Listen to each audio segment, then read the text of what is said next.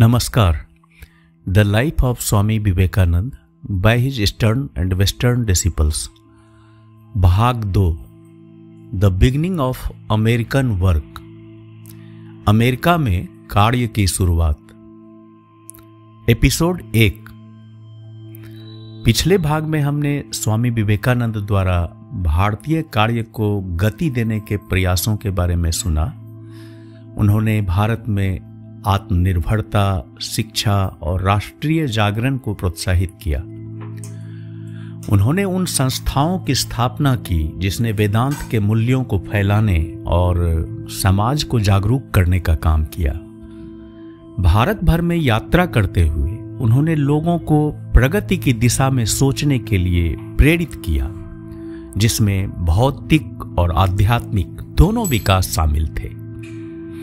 उनका उद्देश्य भारत की सांस्कृतिक और आध्यात्मिक धरोहर को पुनर्जीवित करना था. इस भाग में हम स्वामी विवेकानंद के साथ बिताए गए समय के दौरान छात्रों द्वारा अनुभव किए गए गहरे आध्यात्मिक अनुभव के बारे में सुनेंगे. स्वामी जी ने उन्हें शुद्ध भक्ति, वेदांत और भारतीय दर्शन पर शिक्षित किया, जिसमें अद्वैतवाद, विशिष्टाद्वैतवाद की बातें शामिल थी. वे सरल और गहरे दार्शनिक थे जो हमेशा नए दृष्टिकोण प्रस्तुत करते थे. छात्रों ने उनका गहन आदर्श और स्नेह महसूस किया.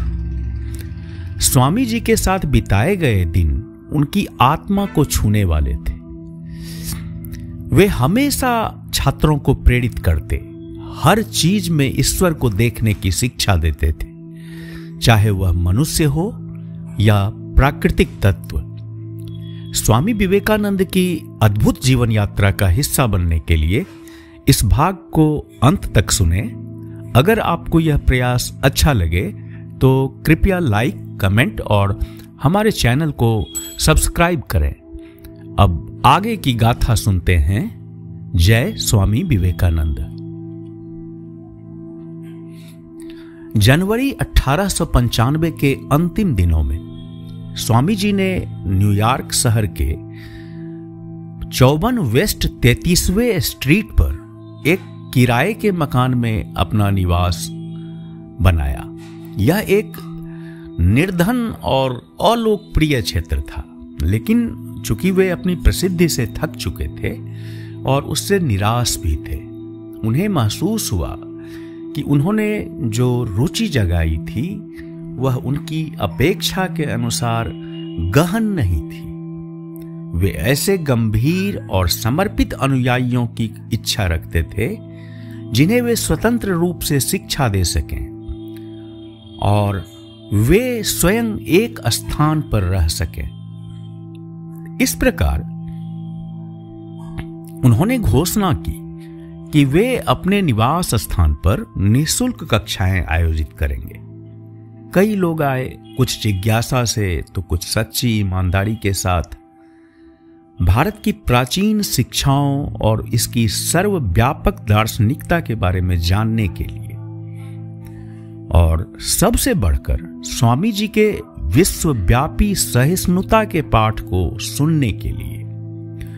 ब्रुकलिन की मिस सारा एलन वाल्डो, जो स्वामी जी की प्रमुख शिष्या बनी, इस समय को याद करते हुए लिखती हैं कि जब उन्होंने ब्रुकलिन एथिकल एसोसिएशन में व्याख्यान दिए थे, ब्रुकलिन में जिन्होंने उन्हें सुना था उनमें से कुछ अब न्यूयॉर्क में उनके निवास स्थान पर जाने लगे. यह सिर्फ एक साधारण कमरा था जो एक लॉजिंग हाउस की दूसरी मंजिल पर था.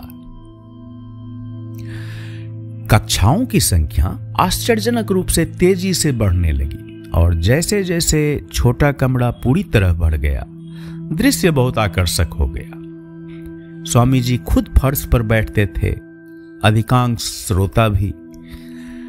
संगमरमर के ऊपर वाले ड्रेसर, सोफे के हत्थे, यहां तक कि कोने में रखे वॉश स्टैंड ने भी लगातार बढ़ती भीड़ के लिए बैठने की जगह बनाई. दरवाजा खुला रखा जाता था और अतिरिक्त लोग हॉल और सीढ़ियों पर बैठते थे। और वे पहली कक्षाएं कितनी अद्भुत थी। वे जो भी उन्हें सुनने का सौभाग्य प्राप्त कर सका, वे उन्हें कभी भूल नहीं सकते। स्वामी जी इतने गरिमापूर्ण, फिर भी उतने सरल, गहन गंभीरता से भरे हुए और इतने प्रभावशाली थे। और छात्रों की वह भीड़ जो सभी असुविधाओं को भूलकर उनके हर शब्द पर मंत्रमुग्ध होकर झूमती थी, यह उस आंदोलन की शुरुआत थी जो आज इतनी महान ऊंचाइयों तक पहुंच चुका है। इसी नम्र तरीके से स्वामी जी ने न्यूयॉर्क में वेदांत दर्शन की शिक्षा का कार्य शुरू किया। उन्होंने अपनी सेवाएं बिल्कुल निःशुल्क दी।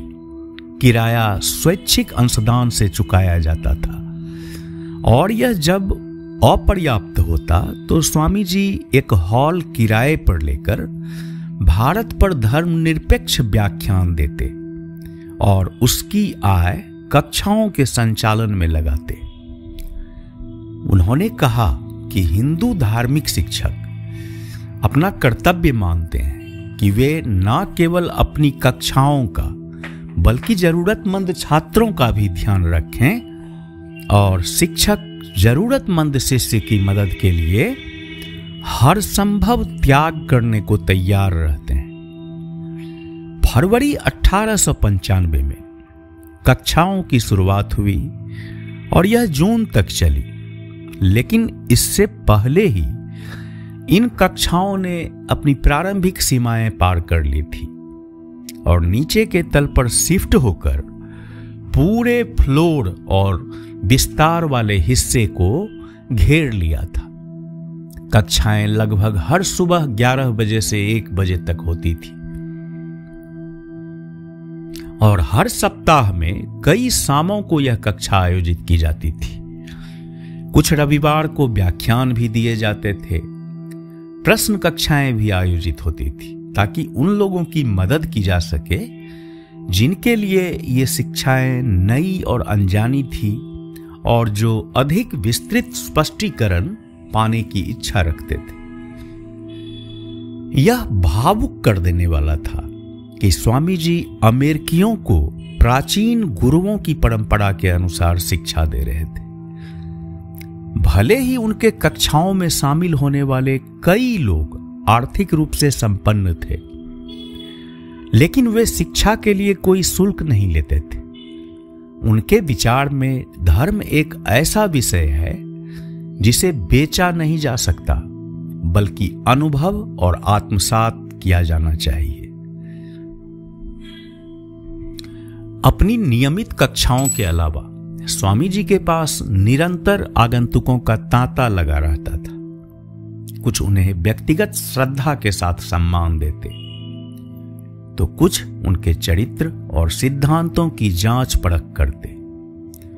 कुछ और लोग अखबारों पत्रिकाओं के संपादक होते जो उनके नाम और शिक्षाओं में रुचि रखते थे। स्वामी जी अब यह महसूस कर रहे थे कि भले ही उनका संदेश धीरे धीरे आगे बढ़ रहा हो, लेकिन यह सही दिशा में और मजबूत आधार पर आगे बढ़ रहा है। जोसेफिन मैकलियोड के अनुसार उन्होंने पहली बार स्वामी जी की कक्षा में 29 जनवरी 1895 को भाग लिया। जैसा कि हमने पिछले अध्याय में सुना कि स्वामी जी लगातार एक स्थान से दूसरे स्थान तक घूम घूम कर अपना संदेश फैलाने से थक चुके थे और वे कई महीनों से एक विशिष्ट चयनित समूह को गहन प्रशिक्षण और शिक्षा देने की इच्छा रखते थे। अब आखिरकार उन्हें यह अवसर प्राप्त हुआ। पहले वे सार्वजनिक ध्यान के केंद्र में थे और किसी सतही मानसिकता वाले व्यक्ति के लिए यह सफलता का प्रतीक हो सकता था, लेकिन स्वामी जी इसे बेहतर समझते थे क्योंकि उनके भीतर एक सन्यासी का स्वभाव था, जो वस्तुओं की वास्तविकता और उसके सच्चे मूल्य को परखने में सक्षम था। उनकी स्थिति में अन्य लोग शायद ही व्याख्यान ब्यूरो के साथ संबंध तोड़ने का साहस कर पाते, क्योंकि यह आर्थिक हानि का कारण बन सकता था, और न ही वे धनाढ्य और सामाजिक प्रतिष्ठा वाले व्यक्तियों के आमंत्रण और उनके वातावरण को इतनी आसानी से त्याग पाते। लेकिन स्वामी जी ने यह सब त्याग कर उस सरल और तीव्र जीवन को चुना जिसे वे अपने संदेश को देने के लिए आवश्यक मानते थे। वास्तव में वे साधारण भोजन को सबसे शानदार भोज पर भी प्राथमिकता देते थे, हालांकि उन्हें अक्सर बाहरी भोजों का अवसर मिलता था।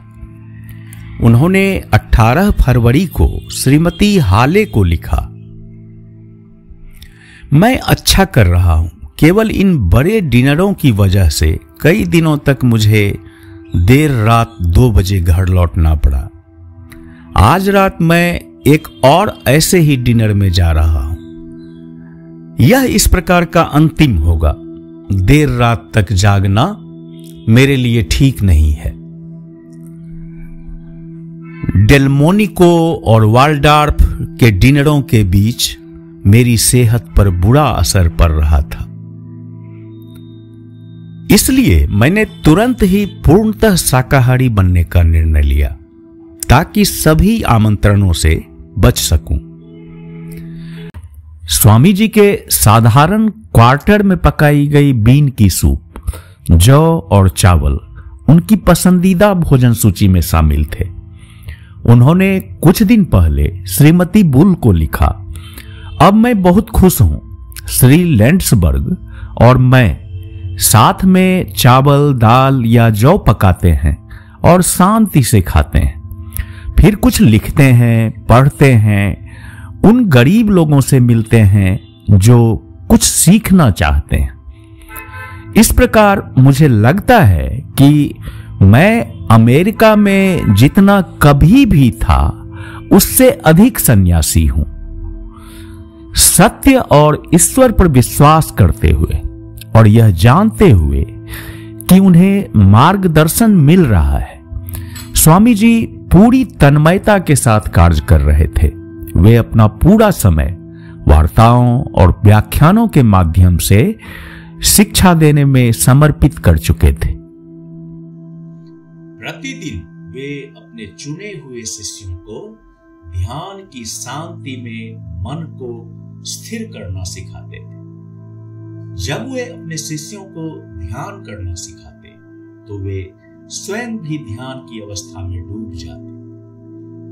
अक्सर उनका ध्यान इतना गहरा हो जाता कि उन्हें सामान्य चेतना में वापस लाना कठिन हो जाता था, और उनके शिष्य एक एक करके चुपचाप वहां से चले जाते। जब स्वामी जी ऐसे ध्यान से बाहर आते तो वे स्वयं से अधीर हो जाते, क्योंकि वे चाहते थे कि उनमें योगी की बजाय शिक्षक की प्रवृत्ति प्रमुख रहे। इस कारण वे ऐसे अनुभवों से बचने का पूरा प्रयास करते थे। जब वे कुछ गिने चुने लोगों के साथ निजी ध्यान करते तो उन्हें यह सिखाते कि यदि ध्यान के बल से वे समाधि की अवस्था में चले जाएं, तो उन्हें वापस लाने के लिए कोई मंत्र या ईश्वर का नाम उच्चारित करना चाहिए। अक्सर स्वामी जी को मंद स्वर संस्कृत के भजनों का गायन करते हुए वेदों, उपनिषदों के महान श्लोकों का जाप करते हुए पाया जाता। वे सचमुच आध्यात्मिकता का प्रकाश फैलाते थे। वास्तव में जिस उत्साह और अंतर्दृष्टि का वातावरण दक्षिणेश्वर में श्री रामकृष्ण के चारों ओर होता था, वही वातावरण अब इस दूर देश में इन विचित्र परिस्थितियों में स्वामी जी के चारों ओर महसूस किया जा सकता था। उनकी कक्षाओं में आने वाले हर व्यक्ति ने उस आशीर्वाद, शांति, शक्ति और अवर्णनीय प्रकाशमयता का अनुभव किया। यह एक ऐसा दिव्य वातावरण था जो उनकी उपस्थिति में स्वतः प्रकट हो जाता था। न्यूयॉर्क के फ्रेनोलॉजिकल जर्नल के लिए एडगर सी बियाल एमडी द्वारा स्वामी विवेकानंद का किया गया वर्णन पढ़ना दिलचस्प है। इस लेख का एक अंश इंडियन मिरर के 5 अक्टूबर 1895 के अंक में प्रकाशित। नीचे इसका अंश दिया गया है। स्वामी विवेकानंद को सर्वश्रेष्ठ प्रजाति के रूप में और उत्कृष्ट प्रजाति के रूप में माना जा सकता है। वे कई मायनों में उल्लेखनीय हैं। उनकी ऊंचाई 5 फीट 8 और आधा इंच है और उनका वजन 170 पाउंड है। उनके मस्तिष्क का माप चारों ओर से 21 और 3/4 इंच है और कान से कान तक ऊपर की ओर 14 इंच है। इस प्रकार उनके शरीर और मस्तिष्क का अनुपात संतुलित है। उनकी प्रवृत्तियां इतनी कोमल हैं, फिर भी उनमें विवाह या दाम्पत्य भावनाओं का कोई स्थान नहीं। वास्तव में वे स्वयं कहते हैं कि उन्हें किसी महिला के प्रति कभी भी प्रेम का अनुभव नहीं।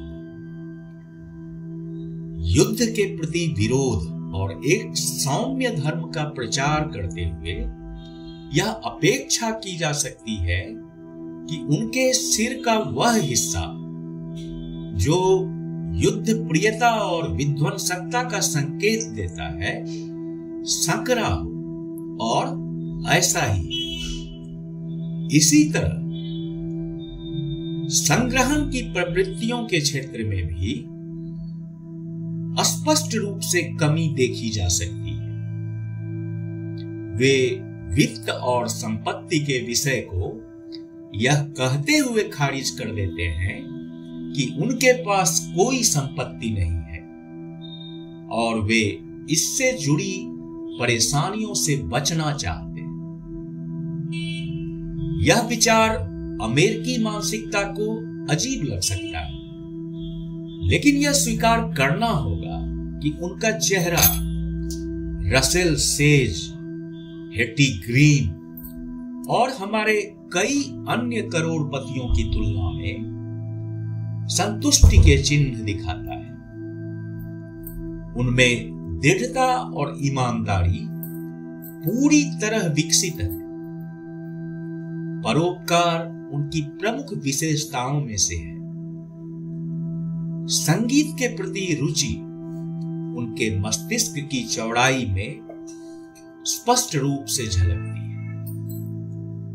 उनकी उभरी हुई आंखें शब्दों की बेहतर स्मरण शक्ति को दर्शाती हैं और उनके व्याख्यानों में दिखाई गई उनकी वाक्पटुता का रहस्य समझाती है। उनका ऊपरी मस्तक तर्क और तुलना के क्षेत्र में विकसित है और इसमें मानव स्वभाव की गहरी समझ और विनम्रता का गुण भी है। संपूर्ण व्यक्तित्व को संक्षेप में कहें तो दयालुता, सहानुभूति और दार्शनिक बुद्धिमत्ता, साथ ही उच्च शैक्षिक कार्यों में सफलता की महत्वाकांक्षा उनके प्रमुख गुण हैं। वे कलकत्ता विश्वविद्यालय के स्नातक और अंग्रेजी इतनी सटीकता से बोलते हैं कि यह लगभग इंग्लैंड के मूल निवासियों के समान लगता है। यदि वे केवल विश्व धर्म महासभा में प्रदर्शित उस अद्भुत परोपकार की भावना को आगे बढ़ाने में भी सफल होते हैं, तो निश्चित रूप से उनका मिशन हमारे बीच अत्यधिक सफल होगा। स्वामी जी की 1895 के प्रारंभिक भाग न्यूयॉर्क में आयोजित कक्षाएं मुख्यतः राजयोग और ज्ञान योग पर आधारित थी। राजयोग के माध्यम से इन्होंने अपने छात्रों को व्यावहारिक आध्यात्मिकता का मार्ग सिखाया। इंद्रियों पर नियंत्रण पाने का तरीका, मन को स्थिर करना, तर्क के अधीन इंद्रिय प्रेरणाओं को रखना और संक्षेप में पूरे व्यक्तित्व को आध्यात्मिक बनाने की विधि। स्वामी जी ने नियमित कक्षाएं आयोजित की जिसमें उन्होंने छात्रों को मन को केंद्रित करना सिखाया। उनके अनुसार ध्यान आध्यात्मिकता की कुंजी थी। वे स्वयं भी घंटों ध्यान करते थे, योगियों की भांति जमीन पर पलथी मारकर बैठते थे। ध्यान की विधियों को सिखाने में अत्यंत उपयुक्त थे। अपने गुरु के साथ सतत आध्यात्मिक तपस्या के वातावरण में रहकर उनके मार्गदर्शन में विभिन्न ध्यान विधियों का अभ्यास कर और अपने जीवन को आध्यात्मिकता की दहकती अग्नि बना लेने के बाद वे ध्यान की विभिन्न अवस्थाओं के सूक्ष्म विवरणों और उसकी जटिलताओं से पूरी तरह परिचित थे। वे प्रत्येक शिष्य की प्रवृत्ति को पहचानते और उनके विशेष स्वभाव के अनुसार उन्हें विकसित करते।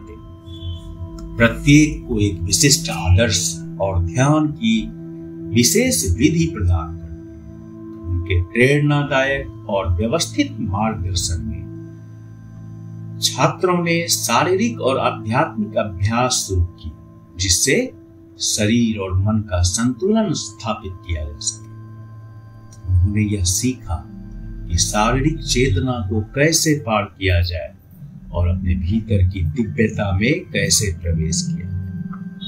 उन्होंने यह भी सीखा कि धर्म केवल विश्वास का विषय नहीं है बल्कि अभ्यास और अनुभव का विषय है। राजयोग के अभ्यास में सफलता प्राप्त करने शारीरिक तथा मानसिक विकारों यहां तक कि पागलपन से बचने के लिए स्वामी जी ने अपने छात्रों को पूर्णतः शुद्ध जीवन जीने, साधारण सात्विक भोजन करने का निर्देश दिया।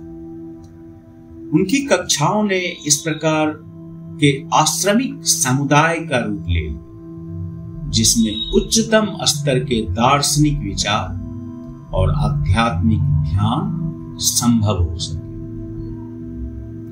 स्वामी जी ने अपने छात्रों को गूढ़ तत्वों से दूर रहने की चेतावनी।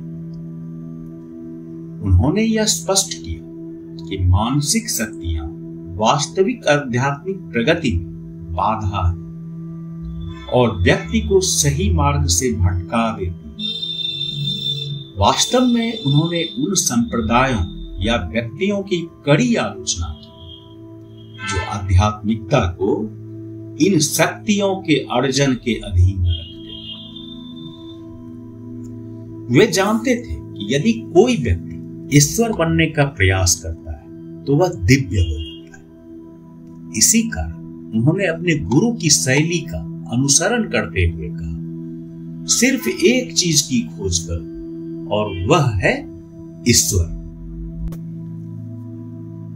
हालांकि स्वामी जी प्रेरणादायक शिक्षक थे और उनके वचनों को स्वयं में शास्त्र माना गया, फिर भी उन्होंने प्राचीन भारतीय परंपरा का पालन किया जिसमें हर वैध उपदेश प्रामाणिक संस्कृत शास्त्रों की नींव पर आधारित होता। और न्यूयॉर्क में गहन शिक्षण के अपने इस चरण के दौरान उन्हें उन पुस्तकों की आवश्यकता महसूस हुई जो अमेरिका में उपलब्ध नहीं।